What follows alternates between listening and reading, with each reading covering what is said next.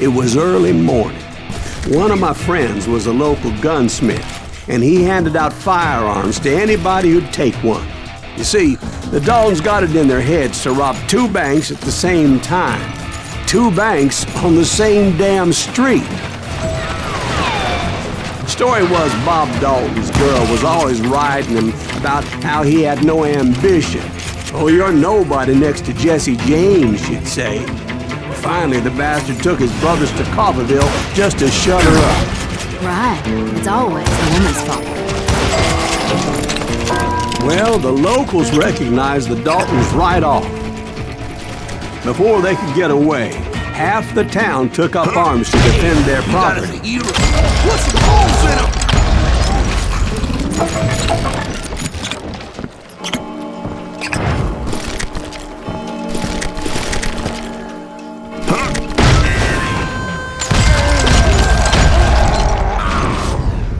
The brothers paid dearly for their stupidity, but everybody knows they had it coming. There's more to it than that. I read all about that day, so I know for a fact that it went down very differently. First of all, it was high noon. A posse of U.S. deputy marshals were on the rooftop across the street. Get ready, boys. They're gonna make a move. The lawmen had been tracking the Daltons for months. Now they finally had them dead to rights. Among them was a bounty hunter feared by many a lawbreaker. The marshals tried to get the Daltons to surrender. They'll give up eventually. We just gotta wait the son of bitches out. This bounty hunter knew that the brothers were far too proud to ever lay down their guns.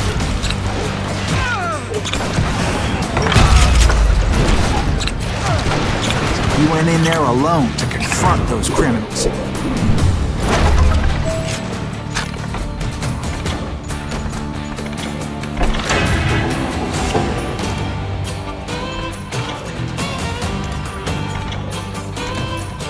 One of the marshals shouted, "Where are you going? Are you crazy?" Hey, where do you think you're going, dumbass? That rifle's mine. But he paid him no mind. He saw a way to get around to the back of the bank.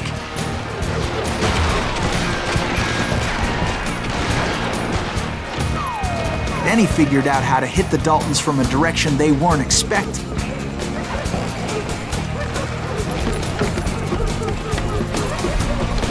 From above.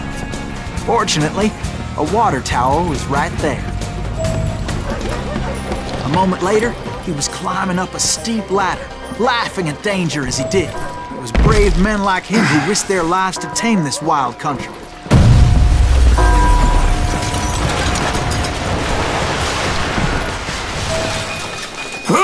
We've got company!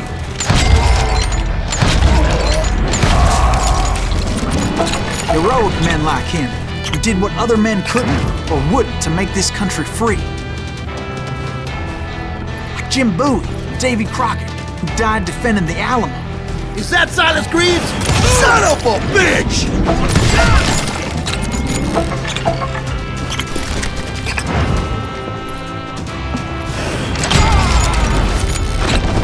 Yeah, you know you can't beat me.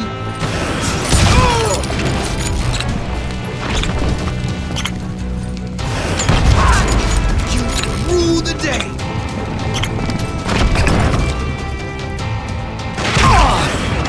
That must have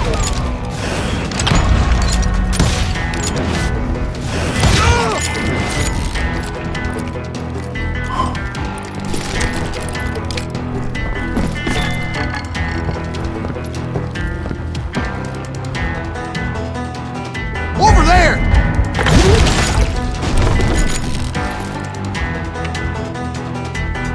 That's Silas Greaves! What the hell? Blam! Blam!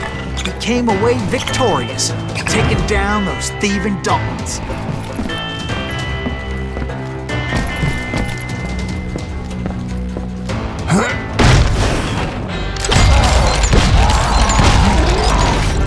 His name was Silas Greaves, and when the dust finally settled, he was the last man standing. Sorry, kid, but that just wasn't the way it happened.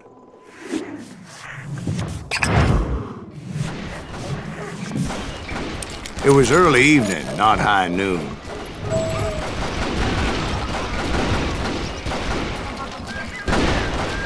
I was late to the party and Coffeyville was already up in arms. The Daltons blew up a safe and were all set to hightail it out of there. Those pathetic deputies surrounding the bank were dropping like flies. That's it for you.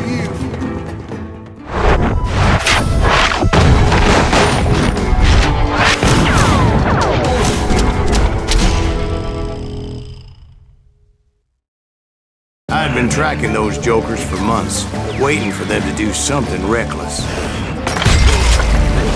And finally, they did. Those stupid bastards decided to rob 2 banks at the same time in the same town where everybody knew them. But they still had friends in Coffeyville.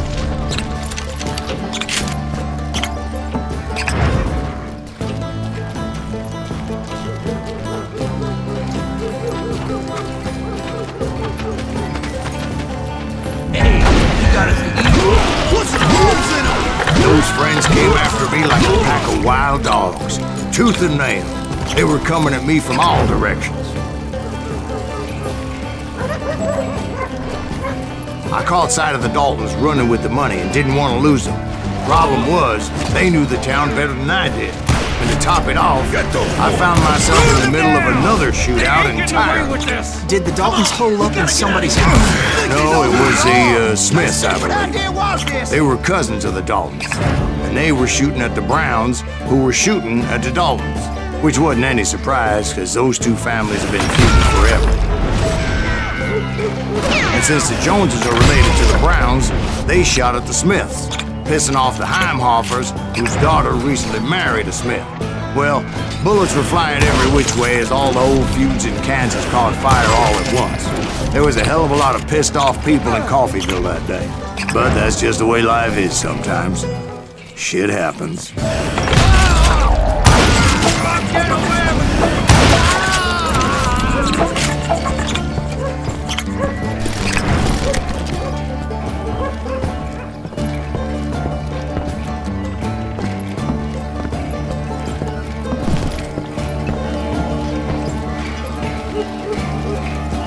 The Dalton boys knew I would never give up.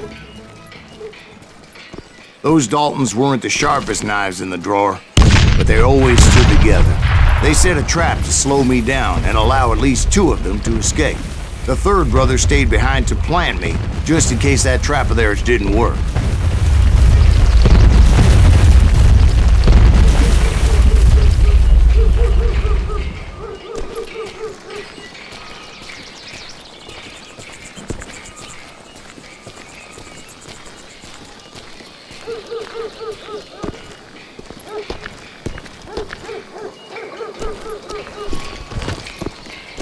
It was Emmett, the youngest, and he decided to stand his ground and face me down. I ain't afraid of you, Silas Greaves. This is where it ends for you. He was determined to protect his brothers, and I understood how he felt. Taking me on all by his lonesome wasn't exactly a recipe for a long life.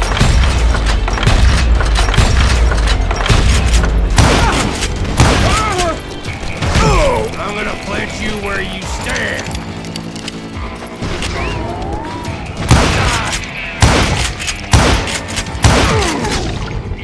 But Emmett Dalton survived the robbery in Coffeyville. He's the only Dalton who did. They say he was shot 23 times. Well, Dwight, who do you think put all those damn holes in him?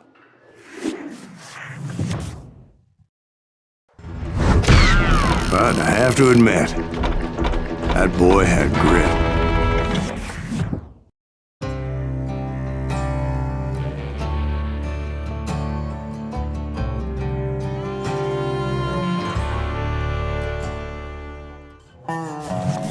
We'll get those suckers. It took me a couple of days to track the Daltons down.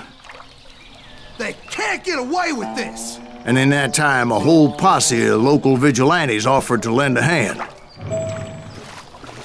We'll track him to the ends of the earth. They seemed as determined as me to find those outlaws. But as we headed into those swamps, it was like I had my own private army. There was no way those boys were getting away this time.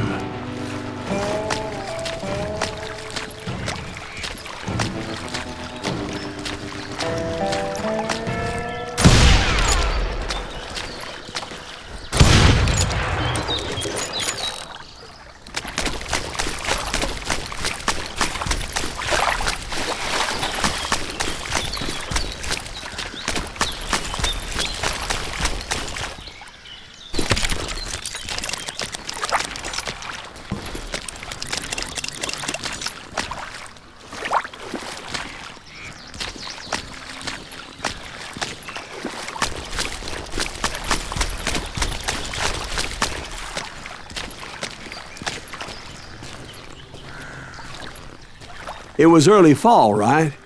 Beautiful time of year. At least you had the weather on your side. Not by my recollection. It was damp and foggy as hell.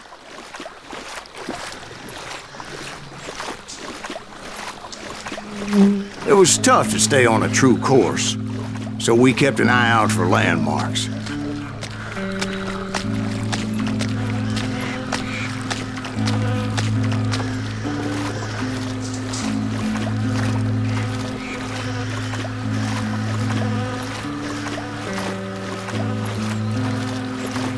It was autumn. The maple trees were in full color, red as blood.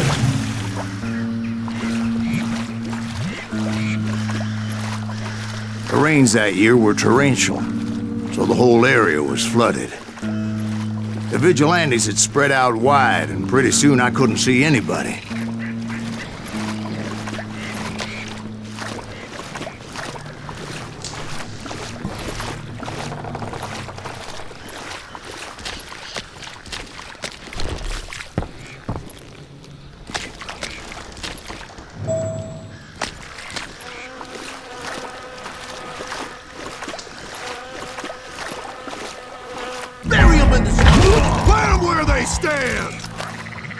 Except for some bitches ahead of me wanting to do me harm. So I had to face them alone. I wondered why my compatriots didn't come running when they heard the shots.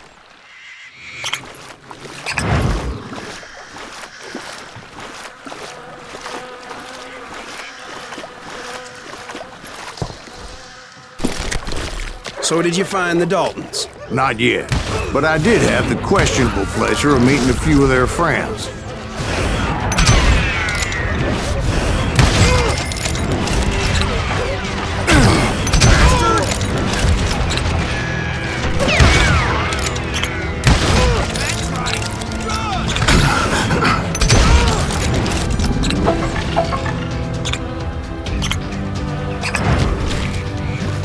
The boys had established quite a reputation by that time, so they attracted all manner of riffraff to their cause.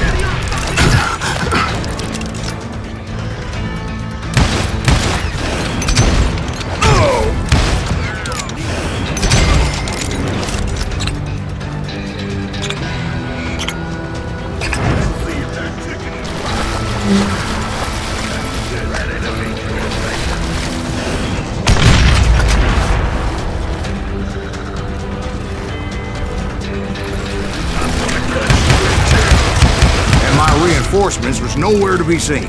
Point being, I was under serious attack.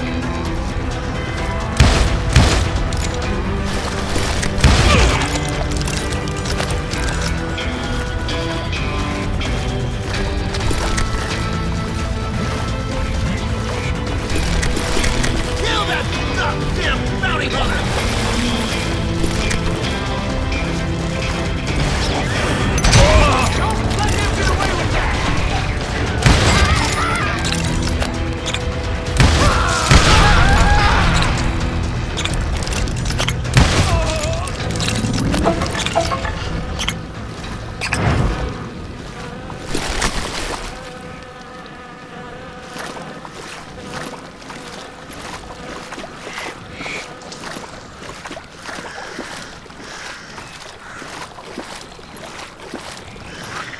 But luckily, a barn materialized as if right before my eyes. I scrambled up top to get a better view.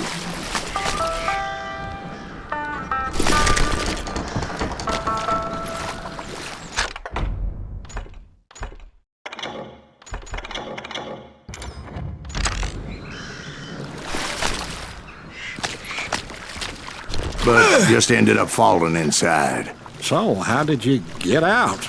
The barn doors was open. About right then, I saw some suspicious characters running through the bushes. Of course, I followed them. But that goddamn swamp was like a goddamn maze, and pretty soon I had no goddamn idea where I was. Steve? So I just started walking, and pretty soon Oh. Steve? Steve? Huh? Oh, no, I'm listening.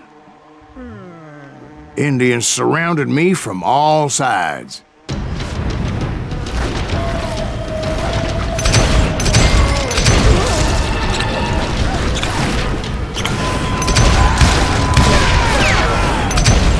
Indians? There were Indians? No. I just wanted to make sure Steve was paying attention. Now, where was I? You were following the Daltons through a swamp? That's right. See, Steve? Dwight's paying attention. No, I'm listening. I was just resting my eyes. So, where was I? The Daltons. Right. See, there's a reason so many outlaw gangs are made up of brothers. Being a brother is a very sacred thing. It's a bond like no other.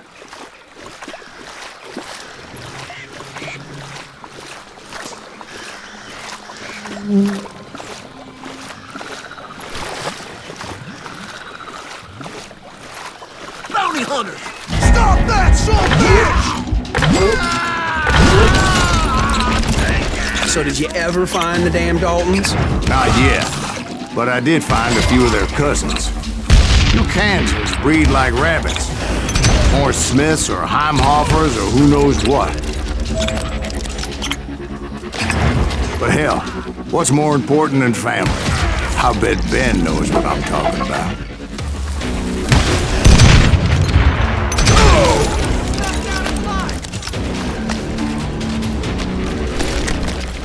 Somebody kill that son of a bitch!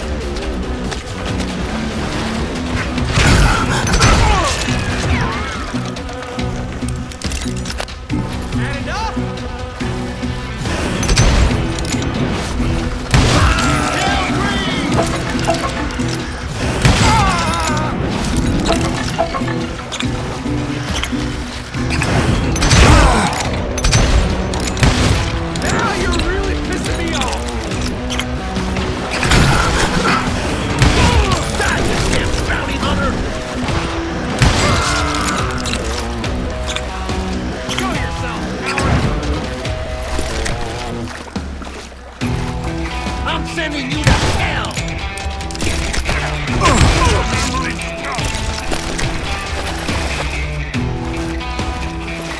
You gonna need a camera!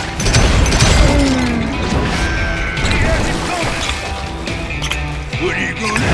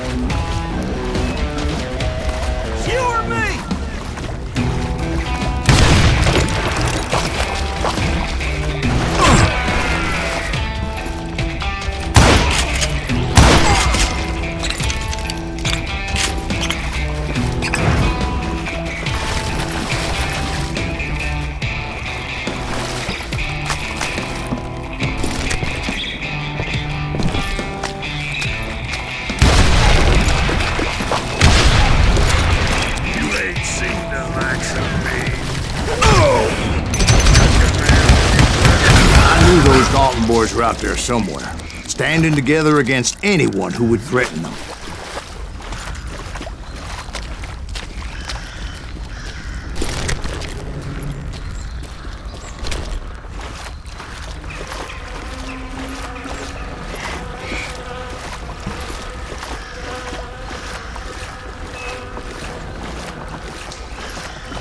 And that's when I saw it. A goddamn steamboat. A steamboat in a swamp? Yeah, Steve, but this wasn't much more than a wreck, really. But how'd a damn steamboat end up in the swamps? Yes, it floated off during the flood of '89. Now, was it a stern wheeler or a side wheeler? What? Does that really make a difference, Steve?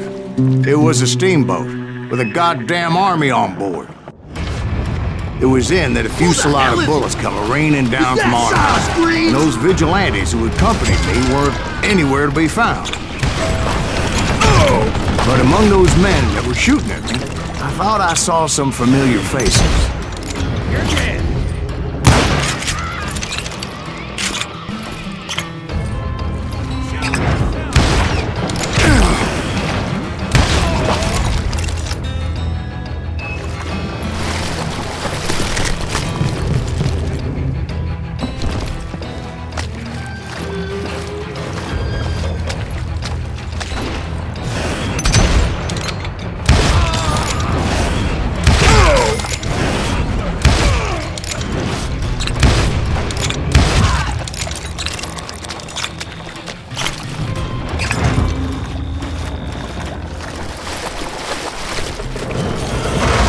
Somewhere up there, the Daltons were waiting on me.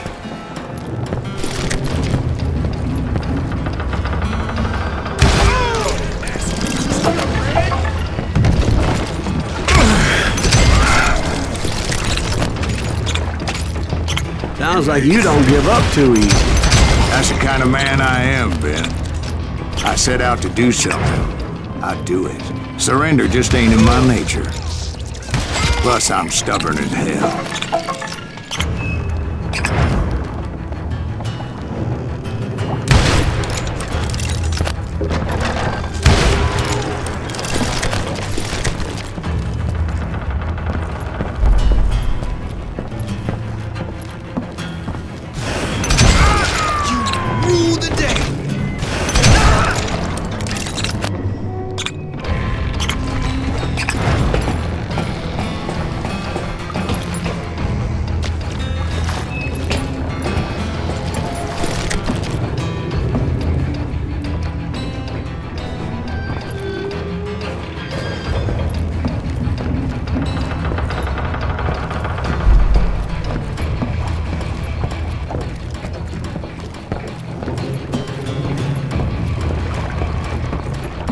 Right about then, much to my relief, the vigilantes finally arrived. Their leader motioned at a cabin in the middle of the top deck, pointing me directly at the Daltons. I finally had them, after months of dogged pursuit. But it turned out that they had me. Take him out! I'm sending you to hell!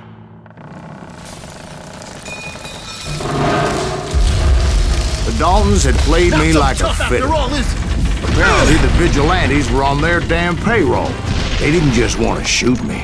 They wanted to burn me alive. But finding my way out of a burning labyrinth proved to be quite a challenge. It was a riverboat, right? I mean, it's not like it was a goddamn ocean liner. Well, yeah, but I was in a Did you fight. hear about that ship that's gonna launch next year? Largest one in the world. We're talking about the Titanic. If you ask me, it's too blessed big. I don't think it'll even So anyway, Don't be stupid, Steve. They know what they're doing. They say that the Titanic is unsinkable. oh God. But getting back to that steamboat, how did you get off it, Mr. Breeze? I took in a lot of smoke that day, so I admit my recollection might be a bit hazy. But somehow I managed to finally disembark. It was time to settle this once and for all.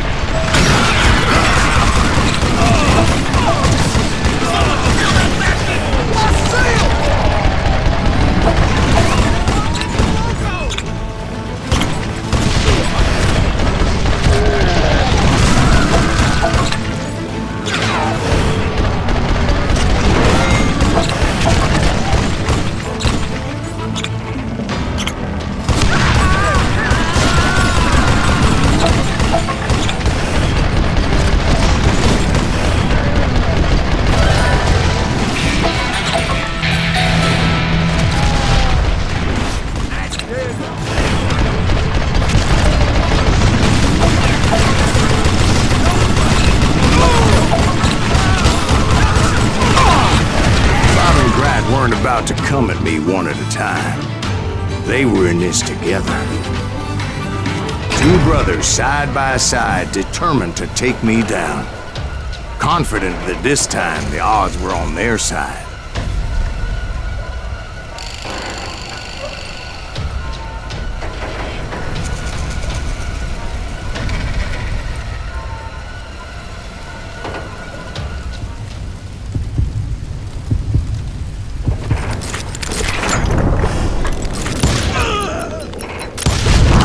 They got it wrong. A sad end for those two. If they'd only known that Emmett was still alive despite his wounds. Paroled 14 years later, he moved to California and sold real estate and lived off the legend of that fateful day. And the tragic death of his two brothers.